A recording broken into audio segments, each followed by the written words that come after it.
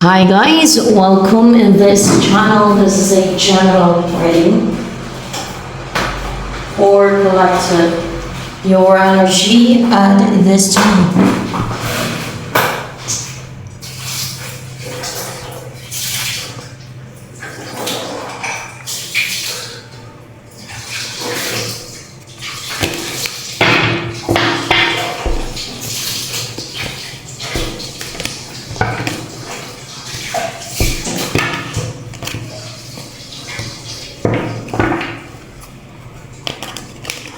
Hindi ka nagja-juggling ngayon, hindi ka nahirapan mag-decide, kumbaga hindi ka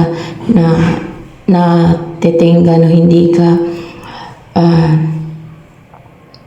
nagsasayang ng panahon. Kaka-decide, kakaisip, or yung parang natingga ka na hindi ka makagawa ng gusto mong gawin, gano'n yung parang nag-juggling ka na hindi mo ina-actionan. Kasi hindi ka sure, hindi ka desidido. Yung ganun ba, hindi ka makapag-decide. Nakarecover ka na from that. Yung nag-juggling ka. And hindi ka na din lito yung isipan mo. Hindi na distracted yung isipan mo. Nakarecover ka na from that. Alam mo kung saan galing yung mga ganun. O kung ano yung mga pinagmulan o pinanggagalingan ng ganyan. May mga na-atake yan sa isipan ng mga naka-experience ng ganyan. Mayroong mga attacks, kadalasan spiritual attacks. O yung mga sinisend. No? Hindi lang tao, pwede din mga kadalasan mga mga masasama, mga deceitful. Yan. May mga tao na nagsisend na spiritual attacks. Mga atake na intensyon nila talagang lituhin ka. Lutuin yung mga biktima nila at distract yung isipan, mag-juggling, ganyan. May gumagawa ng mga ganon. Meron ding hindi taong gumagawa. Meron ding taong gumagawa. So, yan. So, the lovers, ay wow. You will be united with your lover, no? Or magkaroon ng divine union sa inyo ng iyong lover. You will choose each other. Kumbaga, pareho yung piliin ng isa't isa. O ikaw yung pinili ng person na yan na magkaroon ng union sa inyo. O this is a divine union or you are divinely guided na may night nitong person mo. May mga ahas nakita niyo may mga snake, may mga star temptations o may mga gustong mang-agaw sa lover mo, sa'yo. May mga gumagawa ng deceit na pero pipiliin yung isa't isa na kayo ang ma-unite.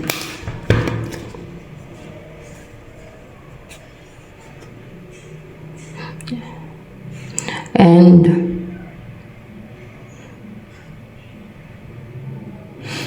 magsisimula na may mag-take ng action na passionate, active, at hindi niya na i-restrict yung sarili niya. O dahil nakawala siya sa restriction, pwedeng ikaw to or yung lover mo, no? Na hindi na limitado, hindi na pinipigilan, hindi na napipigilan, hindi na restricted, o hindi niya na pinipigilan ang sarili niya, o hindi niya na nire-restrict yung sarili niya. O alam niya na kung ano yung gagawin niya. Hindi na siya nahirapan. Makagawa na siya ng paraan, no? Alam niya kung ano yung sisimulan niya, kung ano yung gagawin niya. No? And positive na siya and excited to take action kung person man to, ikaw man. No? O ikaw to ay hindi mo na na-restrict yung sarili mo, nakawala ka na from restriction. Yang nagpalito sa iyo at nagpa-distract sa isipan mo, isa yan sa makapang-restrict sa iyo eh. Pero naka-recover ka na.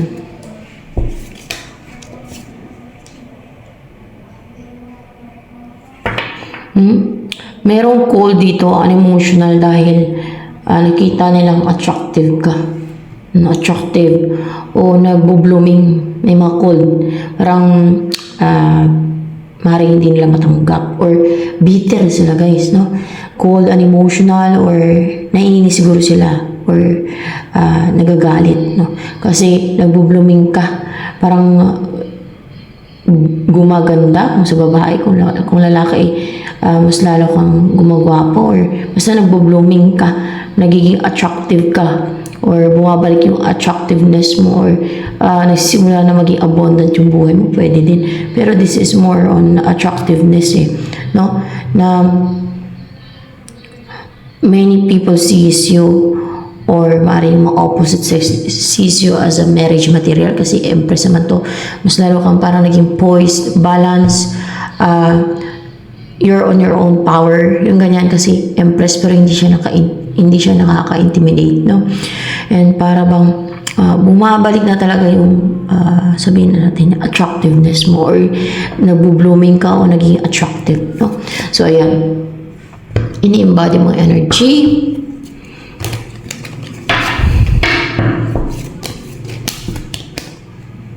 So parang kang bulaklak na nagbo-bloom. And bumabalik din yung tiwala mo sa sarili mo, kung nawala mo yung tiwala mo sa sarili mo. Kung nawala yung attractiveness mo, kung may mga nang-atake sa'yo, no? Bumabalik siya, parang nagbo-blooming ka, o mayroong bulaklak din dito na parang lotus, no? Yun na nakikita ko dito sa card na to, na nagbo-blooming ka, na parang alam mo, nakaka-enchant yung looks mo, no? Naging ganun. And naging confident ka din, naging brave, no? Para bang, makikita niyo may gold dito, naging valuable, mataas yung value, mataas yung halaga, parang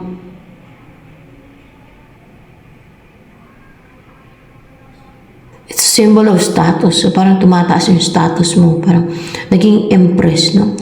They see the real you na you are real attractive, or talagang good looking ka, no?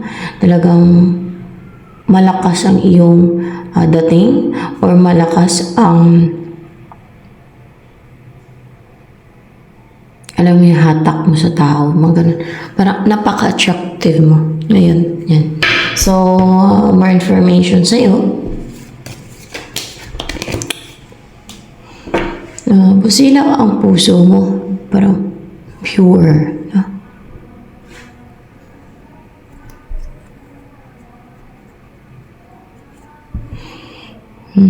And parang nawawash out, o patuloy na kini-cleanse yung aura mo Patuloy ka ding nagtatransform. Kasi mayroong mga butterfly dito habang kini-cleanse ka. Lalong nagiging pure yung iyong aura, yung personality mo, at lumiliwanag, no? Parang ganun. Para kang anghel na bumaba sa langit, na pure, no? And clean, neat, di ba? And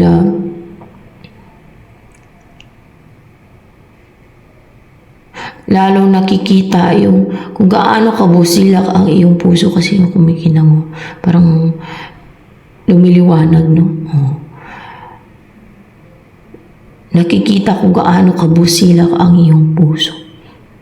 Dahil yung mga impurities, negativities, ay nali-cleanse yun siya, natatanggal sa'yo.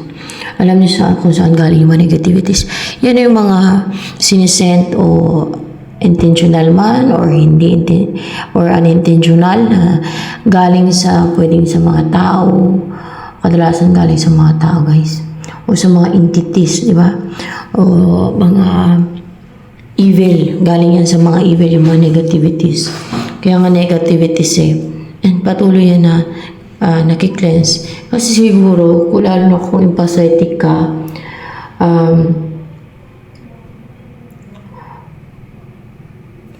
ay madaling, parang yung tao din, ano ba yung tao dun sa na-absorb mo yung yung mga negativity ng iba. May dun kadalasan yung mga empathetic, na-absorb nila. Yung mga sensitive na klase ng tao, na-absorb nila yung mga negativity sa paligid nila o galing sa ibang tao. Para na-absorb nila Kaya siguro patuloy kang kini-cleanse kasi lalo na kung merong na-atake sa'yo. Merong mga nagsisend sa'yo ng mga negativities.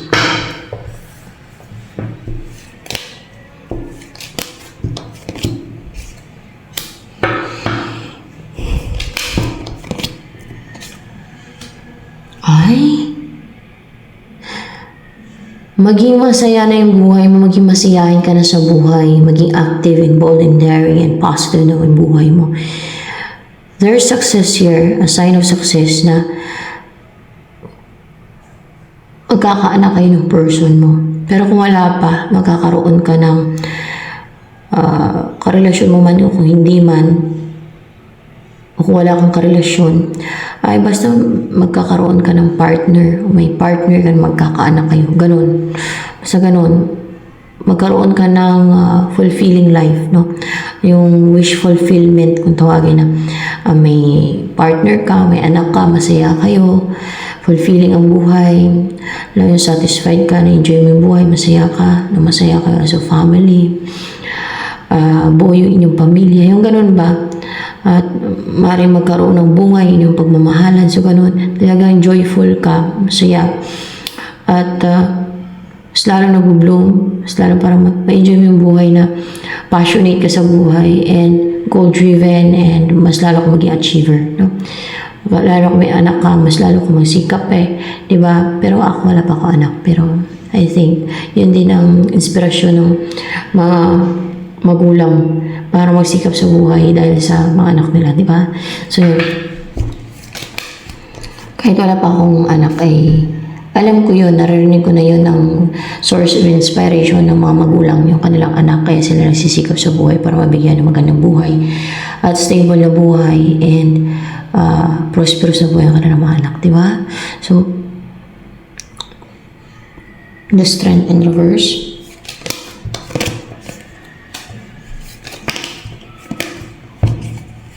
Okay. Guys, yung Queen of Wheels dito in reverso, someone na unstable, someone na gumagawa ng witchcraft, manipulation, trick, scheme, deceit, evil, no? Against you, puno siya ng baggage ngayon. Wala siyang strength, wala siyang inner strength, wala siyang inner stillness. And may inaantay ito na dumating or nag-aantay siya ng kung kailan magkaroon ng growth sa finances niya, sa buhay niya. Hindi din siya nare-recognize ngayon o maaaring yung inaantay niya yung walang collaboration, walang pag-uusap sa kanilang dalawa, hindi sila nag-uusap. Yan ang inaantay niya. Puno siya ng bagay, parang puno ng problema. Ito inaantay niya yung magkaroon ng union sa kanila. Nitong person na gusto niya magkaroon ng collaboration sa kanila. Ito yung gumagawa sa'yo ng witchcraft or any evil o manipulation o deceit na hindi na siya makapang-manipulate. And dahil wala din siyang strength pati, no? And tingga nga tayo. Puno siya ng baggage, may mga karga siya. Or pwede din na tao man o elemento, I don't know. Or kung elemento, hindi witchcraft yung ginagawa niya, minamanipulate ka niya, may ginagawa yan siya. Pero kung tao, witchcraft to, kasi the magician. So, anong paparating sa'yo?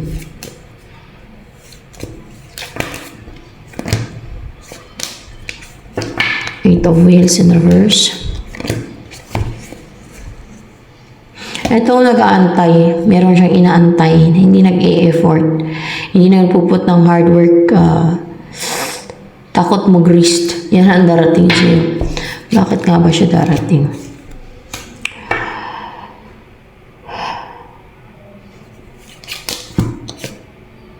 Upright ba itong choose once?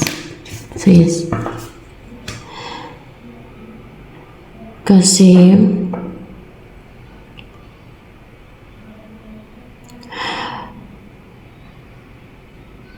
malulusutan niya itong itong mga pumipigil sa kanya na kontakin ka.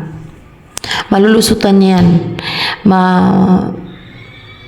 Parang makagawa siya ng tricks. No? Parang matrick niya to, maisahan niya to, malusutan niya tong mga, kunwari ito, yung pumipigil sa kanya na kontakin ka, o kausapin ka, o i-message ka, o puntahan ka. Yan. Makakalusot siya dyan. Maaring matalo niya to.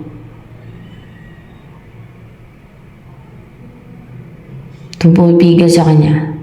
Kung strong si person mo, talagang determined itong pumipigil sa kanya parang hinaharangan niya itong person mo, parang there's intense battle Pero maisa niya yan, malusutan niya yan, maaaring matalo niya yan. Makapag-isip kasi ito, makapag-introspect ng person mo, makapag-isip to, ano yung gagawin niya, parang magawa niyang makontak ka. Para magawa niya yung makausap ka. Para magawa niya yung puntahan ka o makausap ka. Yan. May naantay siya mawala itong mga madlang. Kasi maaring sa isipan niya mismo yan na pinipigilan siya. Madaming reason yan sa isipan niya na nagbablock sa kanya na kontakin ka kasi may gumagawa ng deceit dito di ba? Kaya nag-aantay pa siya. Kung kailan makakalusot siya, nag-introspekto itong tao na to. Kasi gusto niya magkaroon ng new beginning sa inyong dalawa. No? Gusto ka niya i-message o gusto ka niya puntahan, gusto niya mag-take na action sa'yo. Kaso nga lang, may pumipigil nga. Yan kita niyo sa Two of Wands dito.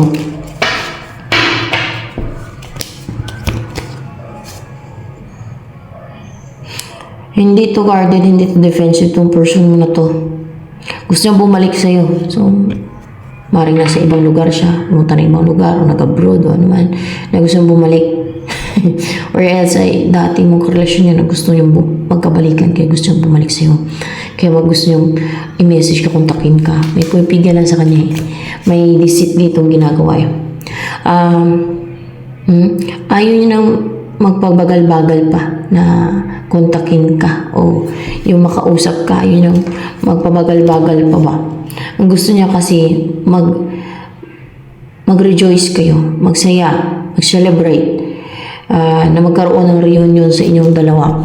See, magtagumpay na ma-reunite kayo. Ay, may nakarating sa reunion dito. Yan. Yung tao na yan. May pumipigil talaga guys. Kita nyo dito, isa lang. Parang ang dami nito. May pumipigil sa kanya. Parang pinupush pa pabalik. Na hindi pwedeng mag-take an action sa person mo. Hindi pwedeng kontakin mo yung person mo. Hindi pwedeng puntahan mo yung person mo. Para may pumipigil sa kanya Sa isip niya man. Basta that is deceit ng iba sa kanya. Or tuwing mag-take siya ng action napipigilan siya, nadlangan siya. Yung parang pinupush siya pabalik ba. Pero pinipilit courageous siya and alam mo, driven talaga, good and talaga interested talaga to sa'yo. No? Andun yung interesado talaga siya sa'yo. Kaya kahit may pumipigil ng opposing forces, ay willing to mag-invest sa'yo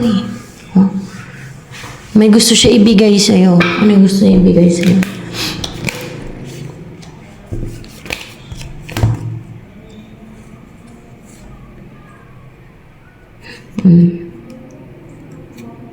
A positive life, inspired ka, at yung hindi na nakapag-take ng action sa'yo, hindi nakapanugod yung mga hindi na nakakapasok sa'yo, hindi na na-unite sa'yo yung mga sumpa,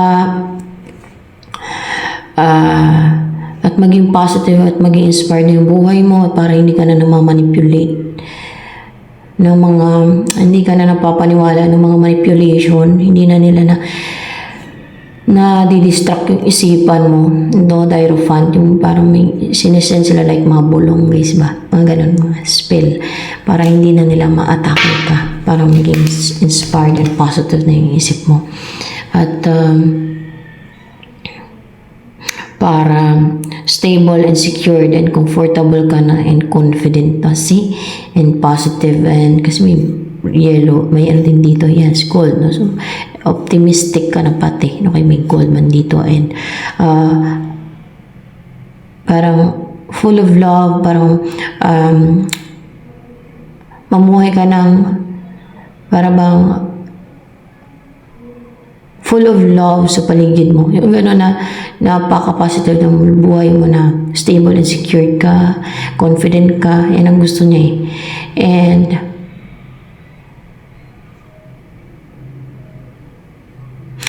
what's with the Queen of Wands in reverse, maaaring nasama lang din talaga yun.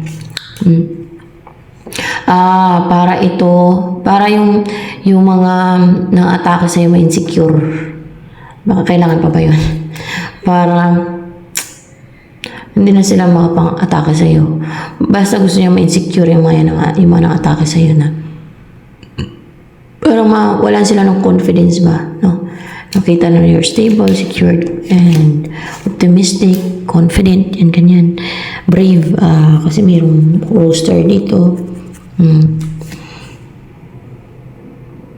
Mawala ng tapang, no? Yung mga aggressive na nang-atake sa'yo. Na mahinto na, matigil na, makapaglagay ka na ng healthy boundary ba? Mahinto na yung mga, alam niyo, yung pang-atake ng mga aggressive na to. Na mga immature na may mga insecurities yan. So yan, 5 of Wheels, and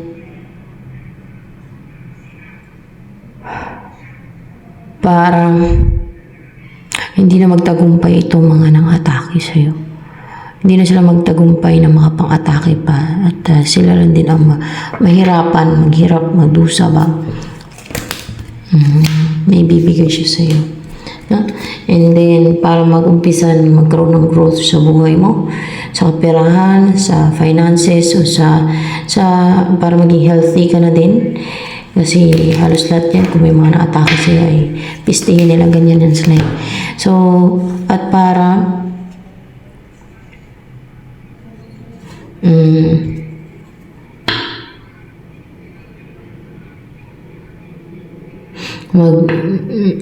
may magsisi, no? May magsisi, ma-miss yung opportunity, may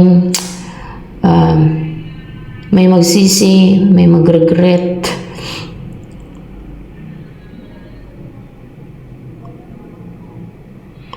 sa kanilang sa mga ginawa nila sa'yo.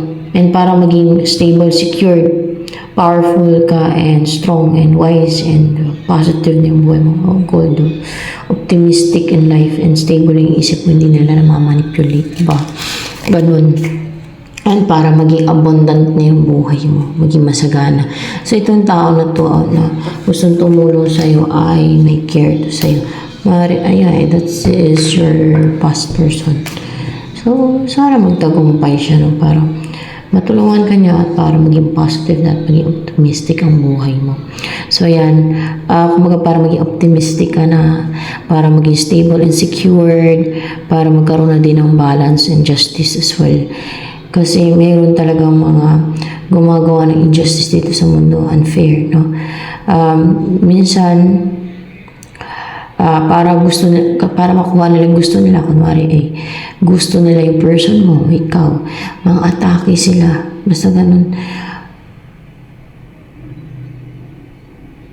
May ginagawa sila para i-ruin yung kung anong meron ka, basta para makuha nila yung gusto nila. May mga ganun they're so determined na gumagawa na ng mga deceit and scheme and evil, no? Injustice para lang makuha nila yung gusto nila. So ganun sila ka salbahe, guys, no? May mga ganun.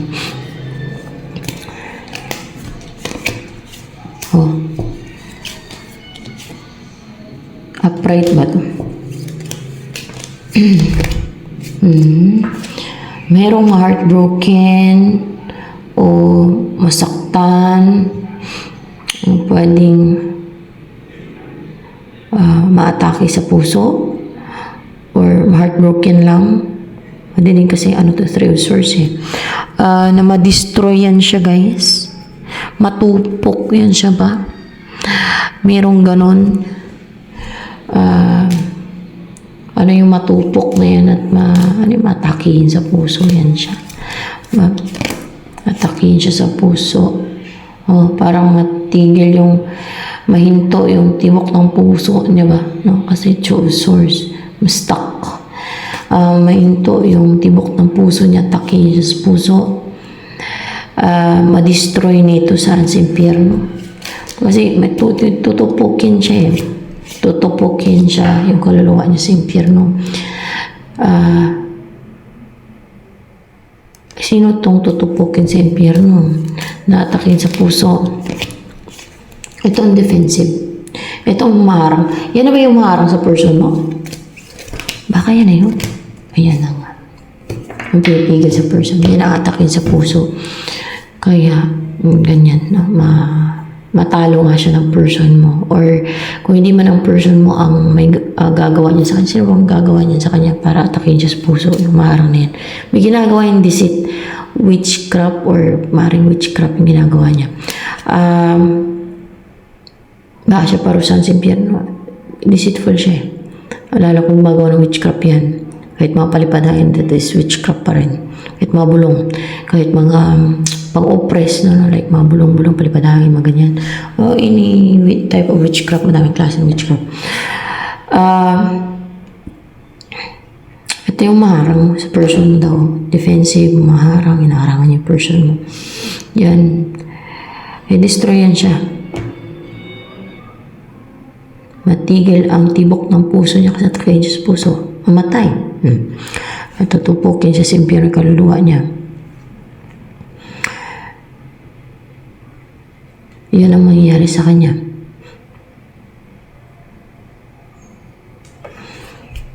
Malakas na witchcraft ang ginagawa nito. Yung atakin sa puso. Hindi naman. Pero, anong klase ng witchcraft ginagawa niya? Binubulungan niya person mo? Tingnan natin. Hindi. May sinisend siya sa person mo? Meron deceit. Meron siyang ginagawang deceit. Pero form ng witchcraft yung deceit niya. Form ng witchcraft. Iba-iba kasi. Form ng witchcraft yung ginagawa niya. Para pigilan, hadlangan, no? Yung may-unite kayo ng person mo, hinadlangan niya, pinipigilan niya. Ayaw niya mag-take na action yung person mo sa'yo. Pwedeng reverse na rin sa iba na sila mismo pinipigilan. Or sa inyo mismong reading to or reversal. Pwedeng reading ng person nyo, dealing with you, ganun. Pwedeng ganun. Kasi ito ay collective, no? Reading.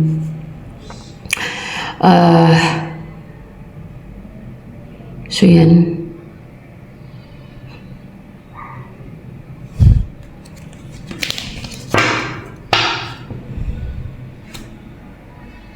Yung iba pa naman na gumagawa ng rason lang. May maliit pa akong ano. Tapos pagdating sa Diyos panalangin namin, may maliit pa akong anak, may pamilya ako. May mga anak ko. Ba't sila sige ka pang-ataka ng witchcraft? Gusto nilang mangontrol. Gusto nilang angkinin yung sa iba. Gusto nilang kunin kasi yung sa iba.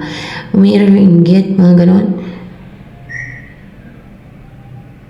Ba't kasi sila sige pang-atake ng witchcraft? Alam nila na parusahan sila ng God's impyerno. Tapos irason nila yung anak nila, aba. Para hindi sila puksain. Paano yung pinipiste nila? Paano ginagawa nila ng injustice? Dahil sa pagkagahama nila, dahil lang sa inggit nila. Kung may iba pa silang reason na lang nila yon, katwiran na lang nila yon, na kabulbulan nila. Kabulbulan tuloy. Alam niyo naman, matwiran talaga sila ng alam niyo, sanay din magsinungaling yung mga evil eh. Kaya gumawa ng kwento na mga yan, hindi naman totoo eh. Pwede pa mabaliktad yung mga yun eh. Eh, sanay sila sa ganyan, di kaya sila nahiya magsinungaling eh. Harap-harapan pa.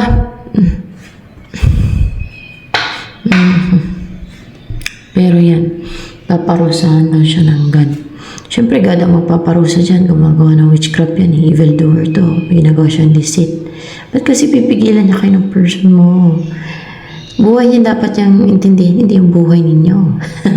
Yung buhay mo, yung buhay ni person mo. Gusto niyang kontrolin, pigilan. Yung happiness ninyo. Oh my gosh. Salbahe. Yan ang mga salbahe, guys. And, tingnan nyo. Baka nakapag-barter to, nagbinta na to ng kaluluwa niya para lang mangontrol, mamigil, manghalit o manghasik ng lagim. No? I don't know kung umiiral dito. Ano umiiral dito sa mamatay na to? Sa takin sa puso. Inggit. Baka inggit. Hindi. Ano yan? Greediness. Greediness. So, see, nasisenso ka na yung greediness. Greediness.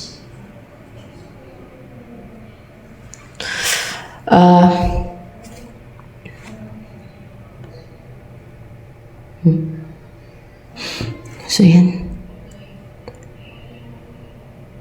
Kahit sabihin na natin may anak pa yan na maliit, no?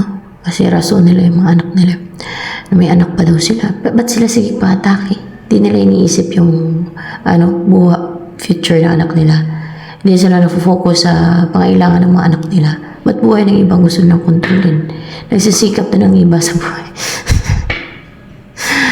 Gusto niyang angkinin, no? Sinang gusto niya angkinin? Ikaw. Baka ikaw. Ay, naku, gusto ka niya angkinin, no?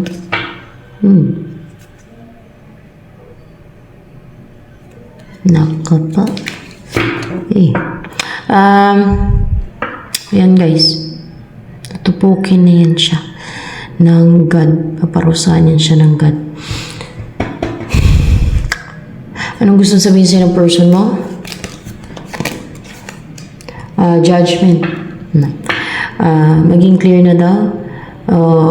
Clear na yung judgment niya. Klaro na sa kanya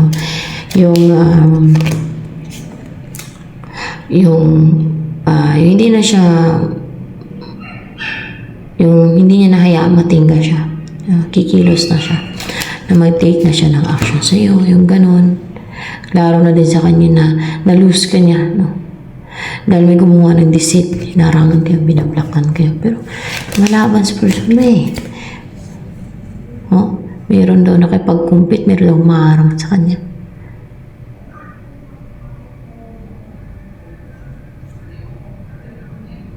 Pero nire-reject niya to yung mga sinisend sa kanya para halangan siya, blockan siya.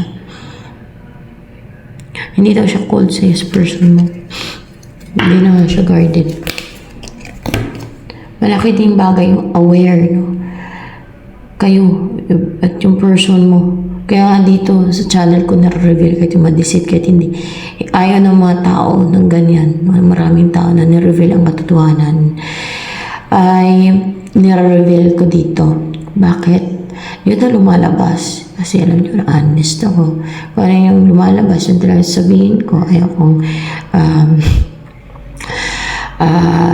ibahin yan. Ayaw kong baguhin yan para lang maging people pleaser. Ayaw kong kontrolin ang reading. Kasi merong mensahe yan sa mga viewers na para maging aware, no, na may gumagawa ng deceit, gano'n. May mga pumipigil sa kanila para aware sila. So, maaaring isa tong person mo sa nagkaroon ng awareness na may ganyan pala, no, na ginagawa. Ito guys,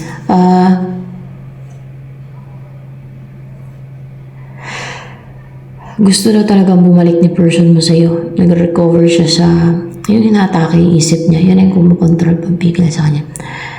Gusto na bumalik sa'yo kasi hiwalay nga kayong dalawa. So, ito na lamang. Bakit nga ba gusto niya bumalik sa'yo? Ano ang dahilan na gustuhan niya sa'yo? Sabihin na natin ba? Ano gusto niya sa'yo? Kasi, alam niya nakatali ka sa mission mo. Tama ba?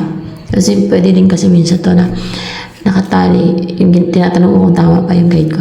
Nakatali ka sa mission mo. Hindi. Nakatali. Parang alam niyang restricted ka. Yeah, alam niyang restricted ka. Na hindi ka makapag-take na action. Restricted ka. Naka-chain out. Parang naka-restrict na. May chain, no? Alam niya restricted ka. At habang restricted ka, para bang pagtimbang-timbang mo kung ano yung tamang desisyon sa maling desisyon, para nakaka-gain ka ng wisdom as well, no? Sa mga pinagdadaanan mo. O kung alin yung tama, kung alin yung mali, kung alin yung tamang guidance, sa maling guidance, yung maling pagtanto mo. Mga ganun ba?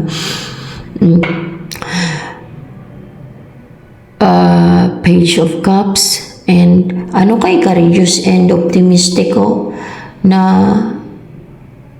mag-reach out. Yun ang nagustuhan niya sa'yo. And may pagka-immature ka. And ito na gusto niya din sa'yo. Baka mamaya yun. Yan na nga. No?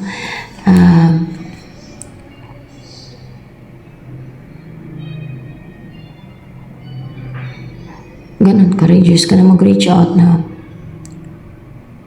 siguro kung meron pa kayong connection, meron pa kayong communication, ayan, or kung wala na, kung dati kung nagkaroon ka ng communication, courageous and optimistic ka na mag-reach out. Hindi ka nag-hold back. Ganun.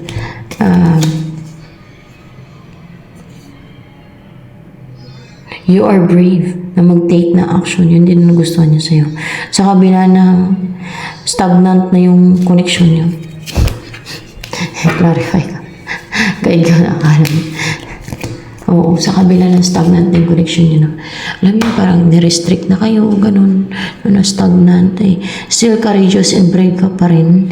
And optimistic na mag-take na action sa kanya. Kahit na stagnant na. Kasi siguro, ayaw mo pang mag-give up nun. Ex mo daw to or may nakaraan. Ayaw mo pa kasi mag-give up, nalulungkot ka Hindi ka happy na stagnant yung connection nyo at that time. So, ayan, ito na lang ang for collective.